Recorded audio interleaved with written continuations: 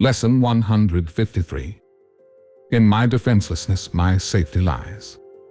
You who feel threatened by this changing world, its twists of fortune and its bitter jests, its brief relationships and all the gifts it merely lends to take away again, attend this lesson well. The world provides no safety. It is rooted in attack, and all its gifts of seeming safety are illusory deceptions. It attacks, and then attacks again. No peace of mind is possible where danger threatens thus. The world gives rise but to defensiveness. For threat brings anger. Anger makes attack seem reasonable, honestly provoked, and righteous in the name of self-defense. Yet is defensiveness a double threat. For it attests to weakness, and sets up a system of defense that cannot work. Now are the weak still further undermined, for there is treachery without and still a greater treachery within. The mind is now confused, and knows not where to turn to find escape from its imaginings. It is as if a circle held it fast, wherein another circle bound it and another one in that, until escape no longer can be hoped for nor obtained. Attack, defense, defense, attack, become the circles of the hours and the days that bind the mind in heavy bands of steel with iron overlaid, returning but to start again. There seems to be no break nor ending in the ever-tightening grip of the imprisonment upon the mind. Defenses are the costliest of all the prices which the ego would exact. In them lies madness in a form so grim that hope of sanity seems but to be an idle dream, beyond the possible. The sense of threat the world encourages is so much deeper, and so far beyond the frenzy and intensity of which you can conceive, that you have no idea of all the devastation it has wrought. You are its slave. You know not what you do, in fear of it. You do not understand how much you have been made to sacrifice, who feel its iron grip upon your heart. You do not realize what you have done to sabotage the holy peace of God by your defensiveness. For you behold the Son of God as but a victim to attack by fantasies, by dreams, and by illusions he has made, yet helpless in their presence, needful only of defense by still more fantasies, and dreams by which illusions of his safety comfort him. Defenselessness is strength. It testifies to recognition of the Christ in you. Perhaps you will recall the text maintains that choice is always made between Christ's strength and your own weakness, seen apart from him. Defenselessness can never be attacked, because it recognizes strength so great attack is folly, or a silly game a tired child might play, when he becomes too sleepy to remember what he wants. Defensiveness is weakness. It proclaims you have denied the Christ and come to fear his Father's anger. What can save you now from your delusion of an angry God, whose fearful image you believe you see at work in all the evils of the world? What but illusions could defend you now, when it is but illusions that you fight? We will not play such childish games today. For our true purpose is to save the world, and we would not exchange for foolishness the endless joy our function offers us. We would not let our happiness slip by because a fragment of a senseless dream happened to cross our minds, and we mistook the figures in it for the Son of God, its tiny instant for eternity. We look past dreams today, and recognize that we need no defense because we are created unassailable, without all thought or wish or dream in which attack has any meaning.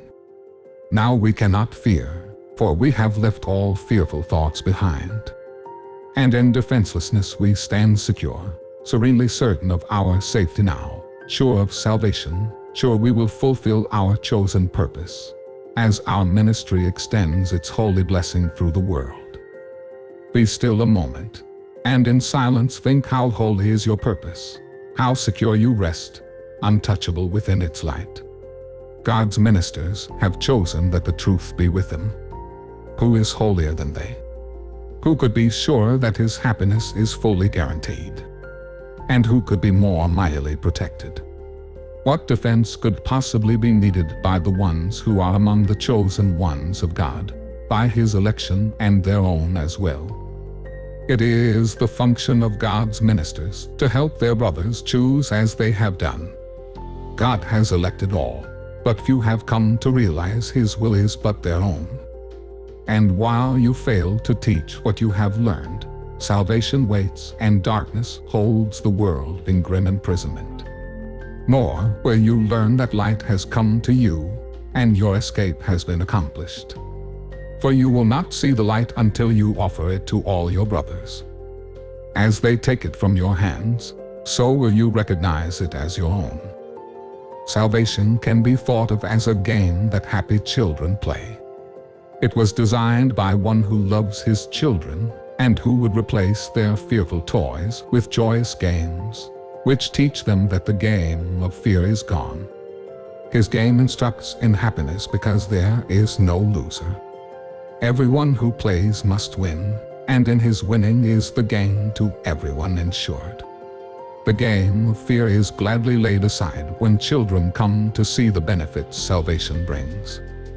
You who have played that you are lost to hope, abandoned by your Father, left alone in terror in a fearful world made mad by sin and guilt, be happy now.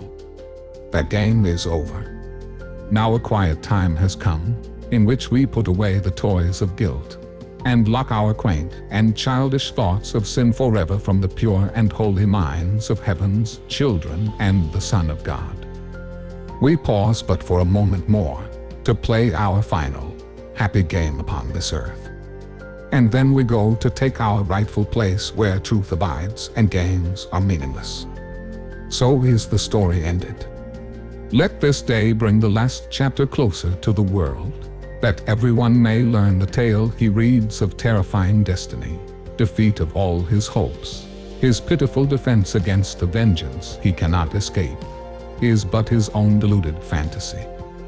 God's ministers have come to waken him from the dark dreams this story has evoked in his confused, bewildered memory of this distorted tale. God's Son can smile at last on learning that it is not true. Today we practice in a form we will maintain for quite a while. We will begin each day by giving our attention to the daily thought as long as possible. 5 minutes now becomes the least we give to preparation for a day in which salvation is the only goal we have. 10 would be better, 15 better still. And as distraction ceases to arise to turn us from our purpose, we will find that half an hour is too short a time to spend with God. Nor will we willingly give less at night, in gratitude and joy. Each hour adds to our increasing peace, as we remember to be faithful to the will we share with God. At times, perhaps, a minute, even less, will be the most that we can offer as the hour strikes. Sometimes we will forget. At other times the business of the world will close on us and we will be unable to withdraw a little while and turn our thoughts to God. Yet when we can, we will observe our trust as ministers of God, in hourly remembrance of our mission and His love. And we will quietly sit by and wait on Him and listen to His voice and learn what He would have us do the hour that is yet to come, while thanking Him for all the gifts He gave us in the one gone by. In time, with practice, you will never cease to think of Him and hear His loving voice guiding your footsteps into quiet ways, where you will walk in true defenselessness. For you will know that heaven goes with you. Nor would you keep your mind away from Him a moment, even though your time is spent in offering salvation to the world. Think you He will not make this possible for you who chose to carry out His plan for the salvation of the world and yours. Today our theme is our defenselessness. We clothe ourselves in it as we prepare to meet the day. We rise up strong in Christ and let our weakness disappear, as we remember that His strength abides in us. We will remind ourselves that He remains beside us through the day, and never leaves our weakness unsupported by His strength. We call upon His strength each time we feel the threat of our defenses undermine our certainty of purpose. We will pause a moment as He tells us, "I am here." Your practicing will now begin to take the earnestness of love to help you keep your mind from wandering from its intent. Be not afraid nor timid. There can be no doubt that you will reach your final goal. The ministers of God can never fail because the love and strength and peace that shine from them to all their brothers come from Him. These are His gifts to you. Defenselessness is all you need to give Him in return. You lay aside but what was never real, to look on Christ and see His sinlessness.